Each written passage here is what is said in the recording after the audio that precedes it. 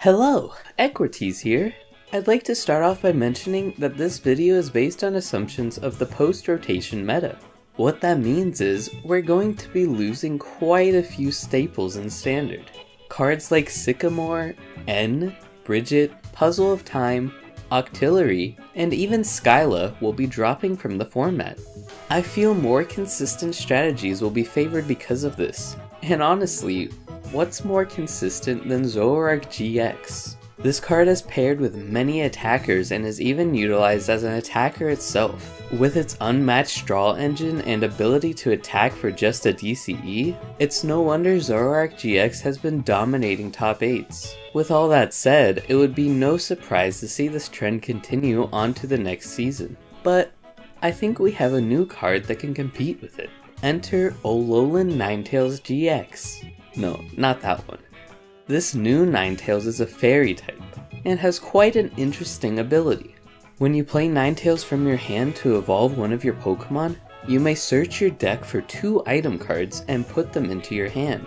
As many of you know, Alolan Vulpix has seen play for quite a while as a way to search out Pokemon. So you're essentially combining 2 very efficient cards here, and it makes me very optimistic about how this deck will perform. But how does this compete with Zoroark? Well, there are 2 main things that I want to cover here.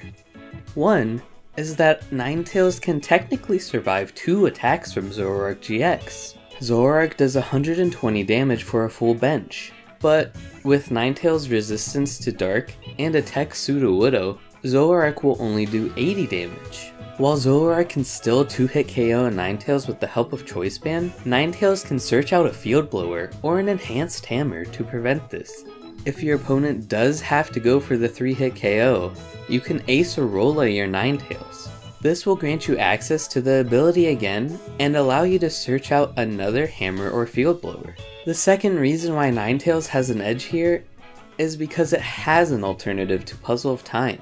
Diantha allows you to easily string attackers and recover item cards to regain your momentum.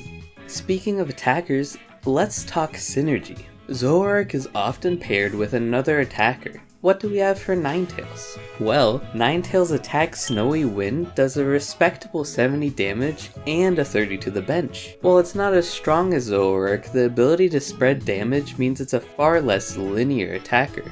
And if paired with Decidueye GX, this can easily 2-hit KO anything. Specifically, you can 2-hit KO Zoroark with just a Choice Band and 1 Feather Arrow. While historically Decidueye has been hard to set up, Alolan Vulpix can grab a Decidueye and your Ninetales on turn 1.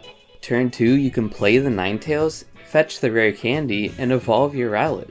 Another pairing that I've been seeing people talk about is Altaria GX. And while I love Altaria, it's a bit of an awkward fit. Primarily, you'd want Altaria being your main attacker in this deck, and to have your Ninetales supporting it. Altaria's attack will prevent all damage done by GX Pokemon, and is a very solid stalling tactic. Ninetales can support this by grabbing cards for healing, or hammers to remove energy from your opponent's non-GX cards. It could also grab the new Custom Catcher, which can be used to force a GX into the active.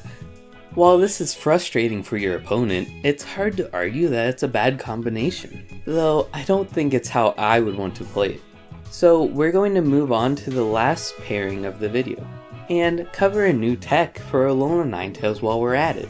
This pairing is with the new Mimikyu GX, though the strategy we're using here could also be done with the baby Tapu Lele.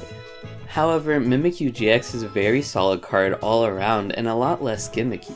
It has multiple ways to go about attacking, including its first attack, which, while it doesn't do 30 damage, is still Confusion for just 1 energy. I'd say that's very usable, especially in a meta without Floatstone. And it may even end up helping out with its second attack, which deals 10 damage, plus an additional 30 for each damage counter on your opponent's active Pokemon. The synergy with Ninetales' spread damage seems fairly obvious. Use a few Snowy Winds, maybe evolve a Ninetales, grab Custom Catcher, spread some more. Eventually your Ninetales will be knocked out, but you'll be able to play Diantha to get it back. And when you play it, you can use it to search for another new card. Counter Gain. With this, both Ninetales and Mimikyu can use their attacks for just 1 energy. And honestly, I feel like that's just something very hard to keep up with. Especially if you fall into the unfortunate niche of Ninetales' GX attack, which just instantly knocks out an Ultra Beast. Just knocks it out. This card is scary, and I think it'll play a big part in the new standard meta. But this is all just theory crafting in a vacuum at this point. It's hard to tell how this card will play once it's on the table. I'm certainly looking forward to testing it out, but until then, this has been the Ecourts. Goodbye.